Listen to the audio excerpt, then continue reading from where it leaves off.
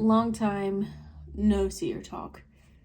I have been just really busy. I wanted to just give a little update on infertility. I have been going to a fertility specialist and have seen her twice, both online appointments. I did go in and get I think it was an SIS, saline sauna something.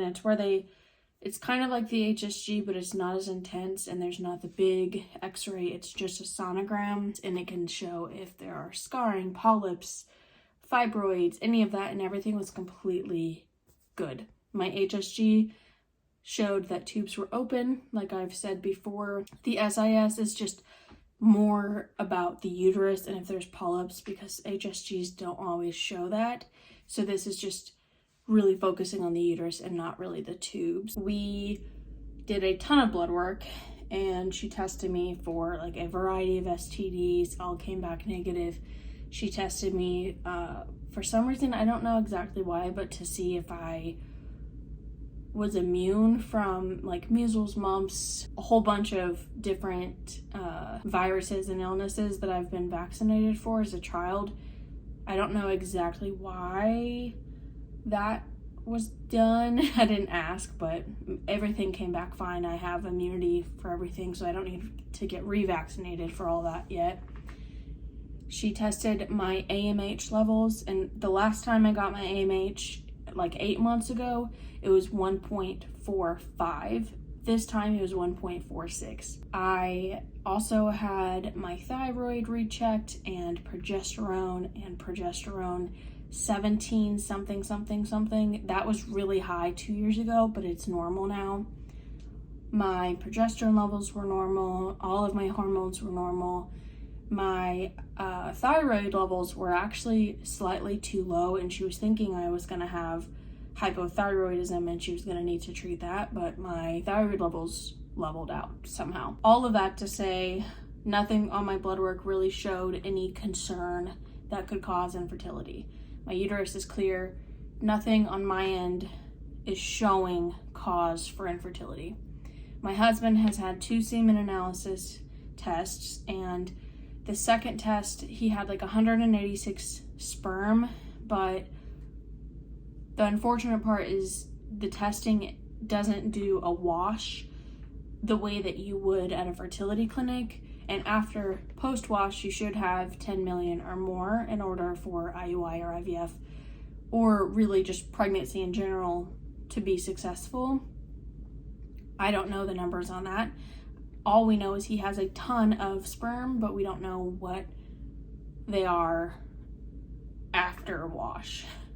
So that'll be the number one thing to see if we're going to be successful or not with our fertility treatments moving forward. Our treatment is going to be IUI. We have a protocol that we're going to be following on my next cycle when I start cycle day 1. Today is May 26th on a Friday. I'm supposed to start my period on May 31st. My period has been starting like 1 or 2 days early or late, depending on stress hormones, whatever, I don't know. My body's usually spot on with starting, but it's not been lately. And part of the reason why she wanted to test me for polyps is because I spot a little bit before and after my period, and that can be indicative of polyps, but I didn't have any. So even if I spot, I have to wait till full day flow as cycle day 1, and then I call the clinic. They will send out a prescription for letrozole. I'll take letrozole 2 times a day, or 2 pills for 5 days, and then around cycle day 11, 12, or 13, I don't remember what day, I'll go in for an ultrasound, and that's when they're going to check how many follicles I have, and they're going to measure them. If the follicles look good, if they are measuring right, then we will do a trigger shot. The trigger shot is going to cause ovulation. 36 hours later, my husband goes in, gives his sample, they wash it, and then post-wash, they take that really concentrated amount of sperm and they will inseminate me. And then 2 weeks later, we will do a pregnancy test and can do the whole process all over again. My fertility clinic that I'm going to also puts us on progesterone suppositories from the basically the day that I do the insemination for the 2 weeks. And then if I get a negative test after 2 weeks, stop progesterone and restart the cycle all over again. If I get a positive test, she said about 5 to 6 weeks, we get a ultrasound. If everything looks good, we get an ultrasound again at like 9-10 weeks. And then at the 10-week mark, if everything still looks good, if it's all good, she'll send me to my OB. And that's where the Fertility Clinic no longer is my doctor, and I'll be picked up by a regular OB.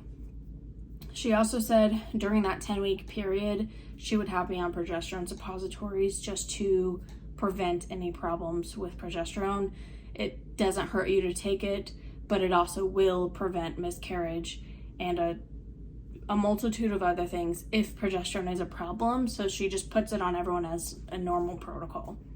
That makes me feel better because I've always been concerned that my progesterone is low because of testing strips that I've done at home, and it's always said that my progesterone wasn't high enough. So that's scary to me because it can cause miscarriages, and your progesterone in your body, if it's not being created on its own, can cause early miscarriages because the body needs the uterus to be thickened, and progesterone helps the uterus to remain thick, and so that the embryo can implant and stay there until the placenta starts to make progesterone, and then it takes over that process, as far as I understand. It's all kind of confusing.